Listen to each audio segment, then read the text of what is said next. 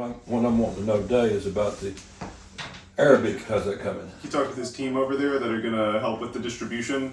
Well, we can get the books up to the port, and once it gets from the port, What other languages are going to be to do a project? It does. There's going to be Arabic, and then also there's lots of. He said there's over 1 million Russian-speaking Jews. The Kurdish translation of Good and Evil is.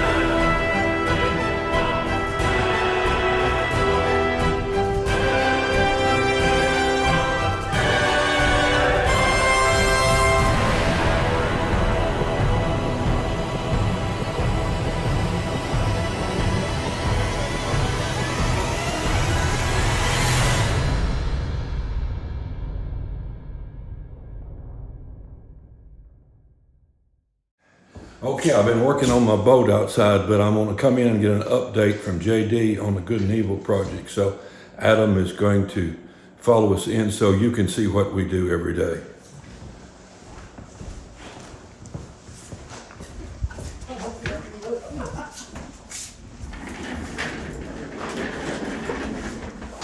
Hey. All right, this is J.D. So J.D. is the one that handles our Good and Evil project. What I'm wanting to know today is about the Arabic. How's that coming? Yeah, I talked to and he said that he talked with his team over there that are going to help with the distribution, and they were looking into the best storage facility. We can get the books up to the port, and once it gets from the port, they'll take it from there to their storage facility. And they said the ideal way for them to do it is if we just buy the shipping container, and they'll just set it there for a few months while the distribution's in progress. And they said it's very easy to resell them. So I told them we've done that before, and we'll just buy that. And you'd asked me to ask him what ratio of the 3 different languages we should print. What other languages are going to be? There's going to be Arabic, and then also there's lots of. He said there's over 1 million Russian-speaking Jews there in Israel, and so we're going to do some Russian and some Hebrew. And he said he's found the Russian-speaking Jews to be very, very open. So he recommended if we do 35,000 books total, and we do 10,000 of the Russian, 10,000 of the Hebrew, and 15,000 of the Arabic, and then see how that goes, and later in the year we can do more Arabic or whatever. But he said that he knows that they are open, and he's also working on finding the best ways to distribute the Arabic books, and he's working with a bunch of different churches over there and different groups, but some of them are in and around Gaza. He has some in Ashkelon, for example, and so they're going to specifically be targeting the Palestinian Arabs over there.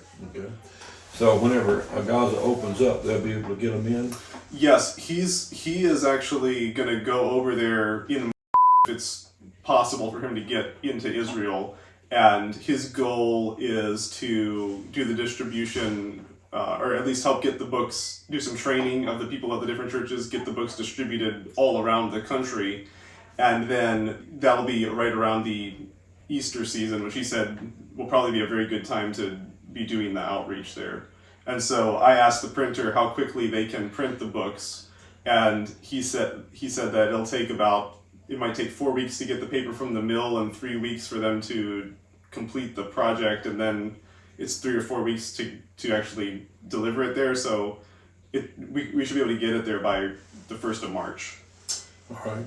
And so what other projects are we working on? Yeah, we got the Kurdish translation of Good and Evil is totally done, and we just got it all formatted and sent it to the translator to check and make sure it looks good. And so he's like done the final proofing of it. So he's looking for connections with printers. He wants to publish it in Europe, where there's a lot of Kurdish refugees, but also in Kurdistan, Iraq, that region of the world where there's Kurdish-speaking people. So he's working on finding connections with printers that can help us do that. And in Pakistan, is printing some copies of the Gospel of Luke. He said that those are really helpful when he's handing the Good and Evil books out to people. And he was going to print some of the Gospel of John, but we talked about it, and I asked him if he needed New Testaments or Bibles, and he said actually that would be even better. So we're printing some of the Gospel of Luke, and then in a few months he'll have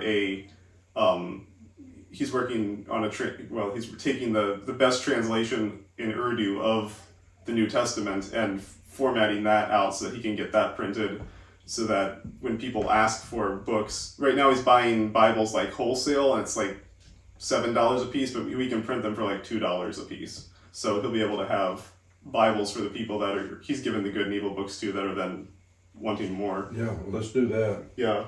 Did I tell you about how the other day told me about how he's getting books into? So we printed 10,000 books to go into Nepal.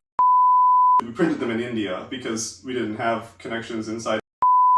There's a bunch of churches there that are going to distribute them, but it's kind of complicated to get stuff across the border. And so he said that he was kind of embarrassed to tell me this, but he said that the way that he was getting some of them across the border is there's these shipments of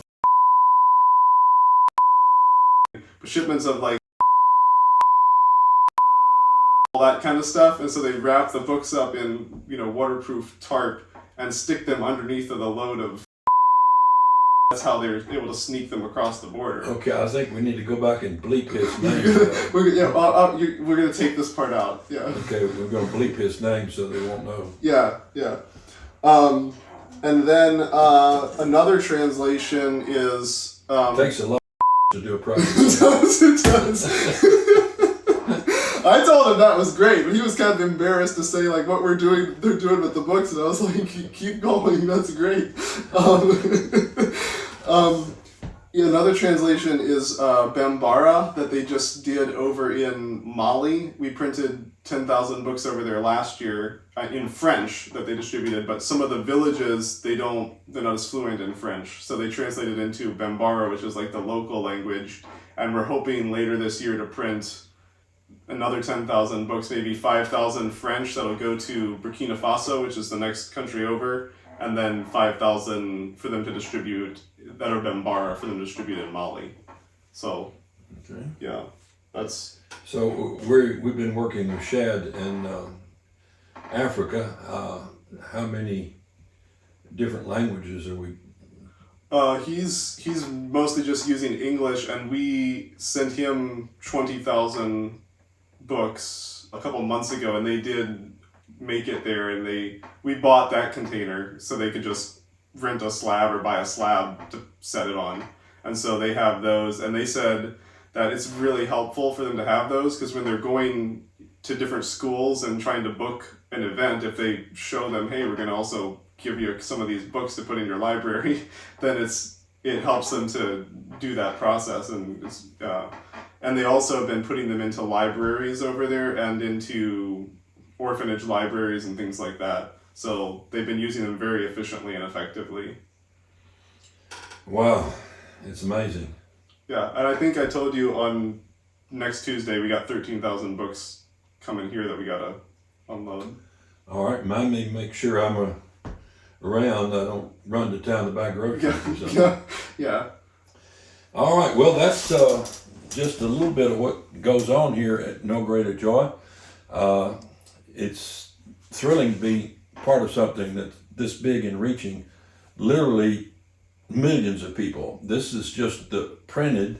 Our online ministry of good and evil is a whole lot bigger than this. So I'm going to go back to working on my boat while these guys keep the gospel going to the whole world.